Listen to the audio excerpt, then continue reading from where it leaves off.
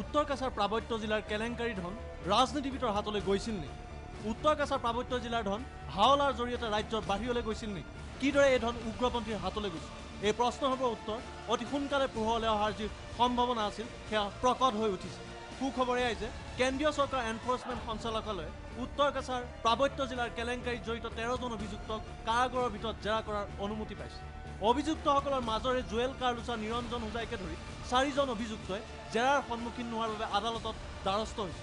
কিন্তু বুধবাৰে গুৱাহাটী বিশেষ আদালতে তেওঁলোকৰ আবেদন অগ্ৰাহ্য কৰি এনফৰ্চমেণ্ট সঞ্চালকালয়ক জেৰাৰ অনুমতি প্ৰদান কৰিছে। যিহেতু এনফৰ্চমেণ্ট ডাইৰেক্টৰেটক prevention of money laundering act 2002 মতে সোল ৰেছপনচিবিলিটি আৰু অথৰিটি দিয়া হৈছিল এনফৰ্চমেণ্ট ডাইৰেক্টৰেটক। গতিকে আমাৰ এই কেছটো distinct and separate from the other cases. গতিকে এই প্ৰিভেনশ্যন অফ মানি লণ্ডাৰিং এক্টৰ আণ্ডাৰত আমাক যোনখিনি আমাৰ ইনভেষ্টিগেশ্যনৰ আমাৰ যোনখিনি তথ্য দৰকাৰ সেইখিনি কাৰণে আমি বেলেগে জেৰা আমি চলোৱাটো আমাৰ কাৰণে উচিত হৈ পৰিছে। গতিকে আমাক সেইকাৰণে আমাক সেইটো আগবাঢ়িব দিব লাগে। মাননীয় আদালতে এতিয়া অলপ দেৰি আগতে গধূলি অৰ্ডাৰ দিয়ে আমাক জেইল মেনুৱেল মতে আমাক জেৰা কৰিবলৈ আগবাঢ়িব দিছে আৰু আমি বোধ কৰোঁ আৰু 6-7 দিনৰ ভিতৰত আমি আগবাঢ়িম।